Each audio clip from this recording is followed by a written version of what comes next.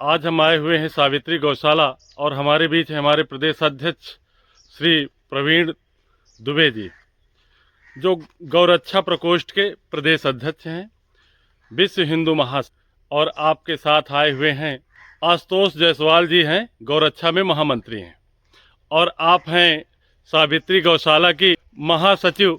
और आपका साहसिक कार्य को देखते हुए मैं बहुत ही प्रभावित हूँ अंदर से कि आप बड़े ही जीवट के साथ एक विशाल गौशाला का संचालन करती हैं और बेसहारा गौ माता का रक्षण, संरक्षण और उनके उचित देखरेख का प्रबंध करती हैं। ये बहुत ही साहसिक कार्य है। आप अपने साहस से, अपने धैर्य से गौ माता के संरक्षण और उनके संवर्धन में निरंतर योगदान में लगी रहती हैं। और उसके साथ साथ ऑर्गेनिक खाद अर्थात हमें रोगों से बचाव के बारे में जागरूक करने के लिए समय समय पर हमारे प्रदेश अध्यक्ष जी को बुला करके ऑर्गेनिक खाद किस प्रकार से निर्माण किया जाए उसके बारे में लोगों को जागरूक भी करती रहती हैं। तो आइए हम गौशाला का भ्रमण करते हुए चलते हैं, जानते हैं ऑर्गेनिक खाद के बारे में। बहुत धैर्य और बड़े साहस का कार्य है। जिनसे किसी प्रकार का कोई लाभ ना हो, उनको भोजन देना, उनको संरक्षण देना और उनकी देखभाल करना एक माता के रूप में। आइए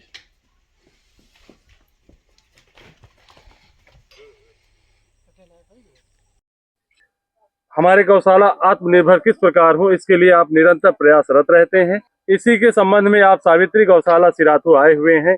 खास करके गोबर की खाद के माध्यम से रासायनिक खादों या रासायनिक कीटनाशकों के जहर से किस प्रकार से बच सकते हैं, इसी के बारे में जानकारी देने के लिए आप आए हुए हैं। तो हम आपसे जानते हैं, गौशालाओं को आत्मनिर्भर बनाने के लिए सबसे पहला जो प्रोडक्ट है वो हमारे पास है गोबर, क्योंकि निराश्रित गोवंशों के पास दूध नहीं होता है, जिसके कारण वो दर दर भटकती हैं और सड़क पर एक्सीडेंट से मरती हैं। उनसे आम जनमानस की भी हानि होती है। ऐसे ही आज हम लोग कौशाम्बी में आए थे सिराथू सावित्री गौशाला में, जो निराश्रित गोवंशों का एक शरणागृह है। ये गौशाला लगभग 15 वर्ष पहले शुरुआत हुई थी इस गौशाला की, और यहाँ निराश्रित गोवंशों की ही सेवा का कार्य हो रहा था। तो यहाँ की जो संचालिका है श्रीमती ममता पांडे जी, आपसे हम लोगों का 5 वर्ष पहले किसी कार्यक्रम में गौशाला के संदर्भ में ही हम लोगों की वार्ता हुई थी। तो आपने ये विषय उठाया था कि भैया हम लोग सरकार के भरोसे या अपने उपक्रम से कब तक गौशाला चलाएंगे भीख मांग के।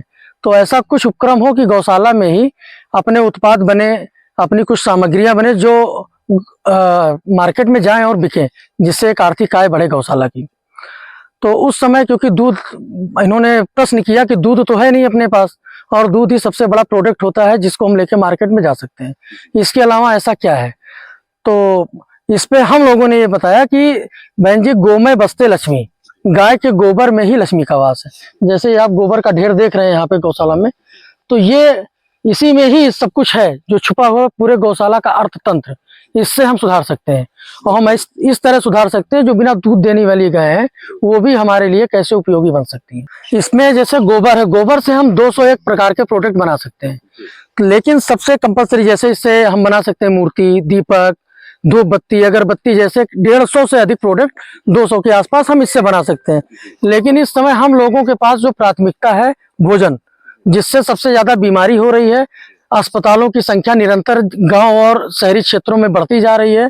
शुगर, हाई ब्लड प्रेशर जैसे रोग आम हो चुके हैं। इससे शायद मनुष्य, आदमी एक आध भले बचाओ, लेकिन घर कोई नहीं बचा जो इन चीजों से पीड़ित ना हो। तो ही रासायनिक खादों का प्रयोग होगा, ये बीमारियां हमारे ऊपर हावी होती। तो गाय के गोबर का जो हम लोगों का कांसेप्ट था कि गाय के गोबर को ही पहले प्रमोट किया जाए खाद के रूप में, जिससे हम स्वस्थ रहें, तो और प्रोडक्ट हम इससे और भी कुछ बना सकते हैं। तो ये ऑर्गेनिक खाद बनाने, ये प्राकृतिक खाद बनाने का ये आप पूरा कांसेप्ट देख रहे हैं। इसमें लोग इसको सोचेंगे बर्मी कंपोस्ट है कि केचुए की खाद, ये केचुए की खाद नहीं है। केचुए के खाद को भी हम लोग बेसिकली उसको भी सही नहीं मानते, प्राकृतिक खाद उसको नहीं कहते हम लोग, क्योंकि फ्लोरिडा केचुआ है जो अमेरिकन है, और उससे जो खाद बनती है वो कहीं ना कहीं वो यूरिया से थोड़ा कम है, लेकिन है वो भी नुकसानदायक। तो हम लोगों ने ये जो अपने गौ सेवा आयोग के आदरणीय अध्यक्ष हैं श्याम बिहारी गुप्ता जी, उनका एक कांसेप्ट था गाय के गोबर से हम किस तरह प्राकृतिक खेती, 1 गाय और 1 एकड़ खेती, उस मिशन को लेकर के हम लोग चल रहे थे। अब उसमें थोड़ा सा इसको हम कहेंगे मिनिमाइज किया और लोगों ने इस पे शोध करके अब हम लोगों के पास एक बायोसाइड, उसी क्रम में अब रिसर्च करके कुछ वैज्ञानिक ने, जिनमें से श्री अन्मेष गुप्ता जी हैं, प्रभात शर्मा जी हैं, झांसी के रहने वाले हैं, उन लोगों ने ये बायोसाइड तैयार किया है, जिसको आप बिल्कुल खुले उससे देख सकते हैं, ये बायोसाइड है। तो इसको हम लोग जो है 10 कुंटल खाद में एक पैकेट बायोसाइड पड़ता है जी। अर्थात ये 10 कुंटल में अगर 1 किलो हम डाल देते हैं जी, तो हमारी 10 कुंटल खाद तैयार हो जाएगी, 45 दिन में तैयार हो जाती 45 दिन में तैयार हो जाती है। 45 दिन में जो खाद तैयार होगी जी वो तक खाद जो है वही उपयोगी होगी, जिस तरह से हम 5 गोबर, गोमूत्र, गुड़ और मिट्टी जैसे तमाम कंटेंट डाल के बनाते थे, घनजीवामृत और जीवामृत, कुछ उसी आधार पे ये कंटेंट को इन लोगों ने तैयार किया है, जो इसलिए ज्यादा हम लोगों के लिए सहायक होता है क्योंकि इसमें मेहनत कम है। अब हम लोगों ने इसको किया, नहीं तो गोमूत्र पकड़ना पड़ता था, गोबर पकड़ना, उसके बाद उसको मिलाना, उसके लिए ढेर सारी व्यवस्थाएं थी। इसमें हमें गोबर को 70% तक नमी में रखना है 45 दिन। जानकारी हमारे महामंत्री आशुतोष जायसवाल जी देंगे। इसमें हमें 70% नमी बनाए रखनी है। हाँ जी, इसमें 70% नमी हम लोगों को मेंटेन करके रखना है। अभी हम आपको आगे की प्रक्रिया दिखाएंगे, इसमें हम बायोसाइड कैसे मिलाएंगे और उसको आगे क्या क्या स्टेप है वो सारी चीजें हम आपको बताएंगे। पहले हम लोग बायोसाइड इसमें अभी मिलाएंगे।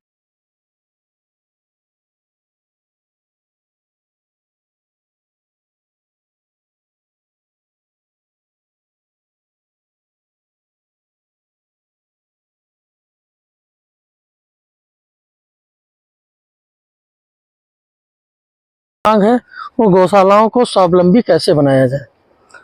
गौशालाओं को स्वावलंबी हम कैसे सहायता राशि देती है, जिसमें भी अलग अलग कार्य है, जैसे और जो इस तरह की पंजीकृत गौशालाएं हैं इनको कागज में 30 और मिलता, क्योंकि 70% है तो लगभग 20 रुपए 22 रुपए के आसपास आता है प्रति गोवंश। और जो भी साल में किसी साल मिल पाता है और किसी साल अभी एन है जिससे हम काम किया जाए। तो अभी में तैयार किया जा रहा है इस गौशाला में बड़ी मात्रा में सावित्री गौशाला में। ये देखिए, ये हम लोग बायोसाइड इसमें मिला रहे हैं, ठीक है, पानी में घोल के फिर इस गोबर में डालेंगे।